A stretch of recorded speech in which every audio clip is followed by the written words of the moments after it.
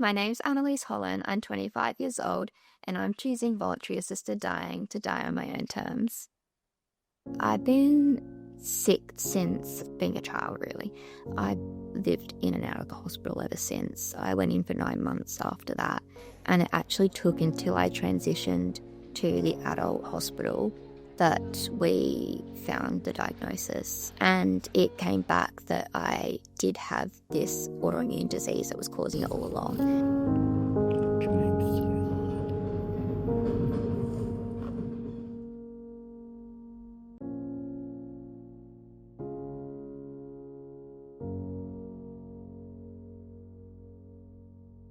Because my diagnosis was so late, the damage was so done that even trying to use the stuff to fix it is just going to put me more in danger of other things happening.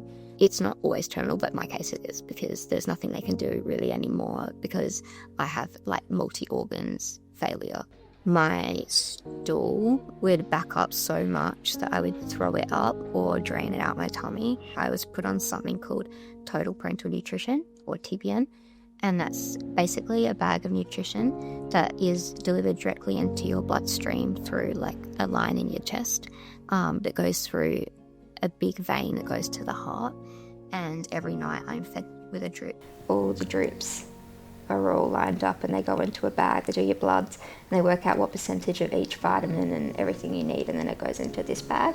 You can't change it, so you have to just deal with it, really. Even though there's beautiful moments in my days, they are exhausting and long. I'm in chronic debilitating pain. I'm on lots and lots of painkillers for that. I experience vomiting and nausea on a daily. That's really normal. And I still get hungry. I still get that cue, which can be really hard. And that's really cruel when you can't eat. This is amazing.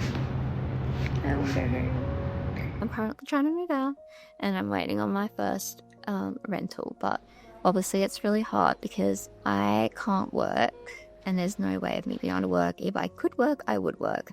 I like to give back to the community, and I feel like we all should. I missed out on formals, graduations, 18th, my 21st, they were all in hospital being really sick. All my friends are having babies, they're getting engaged, married, and my life, everyone's life's moving and I'm just stuck. I'm not living, I'm surviving every day, really, which is tough. Being open is a good thing, but it has affected my friendships for sure. And I'm 25. What boy or anyone is going to be with someone who knows they're going to die? I can get it. But it makes it, I still want all those things that anyone else would.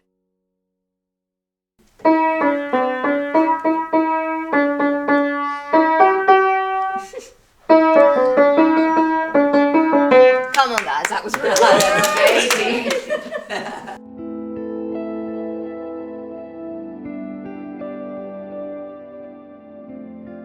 I'm the worst person. Anyone in my family has the slightest bit of being unwell, I'm obsessing over them.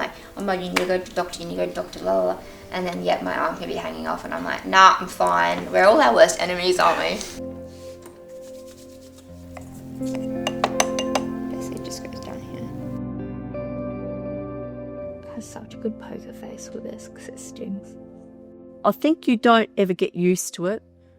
My word I would use is I've adapted to living with Annie's illness. We always hope for a miracle. It's not that word hope. We always hope for some sort of miracle, but we know realistically what challenges she's up against. All my calendars every year look like that. Lots and lots of bubbles and hospital admissions. So you don't really understand what a family goes through until you do this. I always say it's like having a brand new baby. It's like you're not just looking after you're looking after you and a newborn. And I feel like my illness is a newborn baby. It's just so much upkeep, Every time she goes to hospital, she fights for her own life, for everything. But it always goes, something that's meant to be so simple, always goes pear-shaped for her. I remember talking to my dad in the kitchen one night, and I said, Dad, I've had enough. And he went, so you're giving up? I went, no. I've just had enough. I'm not giving up. I've had enough. And he was like, you're giving up. We fight with doctors and she fights with everyone, and she's met some... God, I'm talking. I say you meet the best in people and the worst, and she's met some absolutely incredible doctors. We had one nurse in the RA, which we called our angel, because she had a line infection and they wanted to pull it. And it's stitched in. And then he's going, you can't just pull it. She came back and said, well, the doctor's out there, and said, we're just going to pull it. And I'm a dad, I'm going to kill someone. And she said, just leave it with me. So she walked out and said to the doctor, tell you what, you come in and tell her. Every time she goes to hospital, she fights for her own life, for everything. Like his ones say, like, I will come, I'll be sick one day, and then the next day I'll be bullying everyone, and then Dad will go, well, look who's better. And then I'm like, I'm not better. And he's like, you are.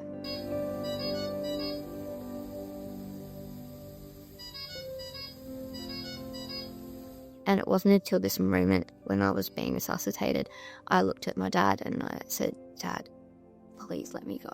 Like, I will not hate you if you let me go. The amount of times Annie's been in there and, to be honest, on death's bed, to have to sit there and watch her go through it, it's incredible.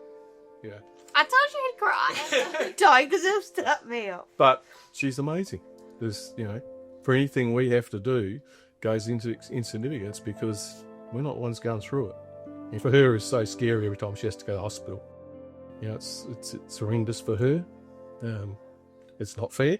Every time you think she's had enough, she just somehow picks herself up and you come in the next day and suddenly she's, picked herself up and ready to go, which I couldn't do. And he burst into tears and I burst into tears. And I said that, like I've had enough. And I think it's going to do you. And I said, if this happens again, I don't want anything. And please know that in my heart, you letting me go and saying no to treatment, I'm so happy with. And that's what I want. And he turned to me and he goes, like, I understand it. I don't know how you do it. And I totally understand that you've had enough. Today, here at the Flinders Medical Centre, Lily Tai will end her life. The 23-year-old will be using South Australia's voluntary assisted dying program after spending most of her young life in excruciating pain. Like Lily and I, when she passed, our thing was we couldn't wait to go to heaven so we could eat again. We're like, that's it. When we're up there, you're going to eat your dad's pizza. And I was like, well, I get coconut again because I can't eat coconut. I always remember you, but I just can't believe how brave you are. You're so brave, sweetheart. So brave.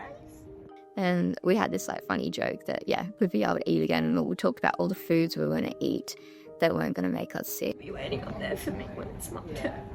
I'll be there with open arms. Thank you so much. Be at peace. There's such a fear about death, and because we don't talk about it, that's what makes it terrifying.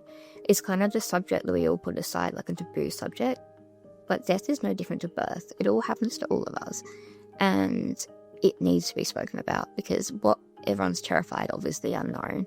And because we don't talk about it, that's what makes it, morbid. I say to most people, when you're dying, you die a lot quicker. Like, you're kind of dead a lot longer before you're dead, if you know what I mean. Because you're not there. It's one of the bravest things you could ever do to say, I want bad or I want to be a palliative care. It's not living up. It's you've had enough and you fought bloody hard. And I'm extremely, extremely grateful to be able to have that opportunity to have it. Life is hard for everybody. And I know a lot of people say, oh, your situation is so much worse. I have nothing to complain about. Any problem is a problem to someone's a problem. We don't need to compare. What's hard in your life is hard on your life. It's still the same.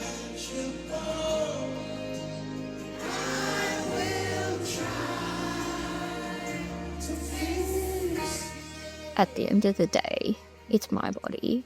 I've spent 12 plus years being part of a system, a number, not a person, and just pain afflicted on me. And it was my turn for it to be my choice, not someone else's choice.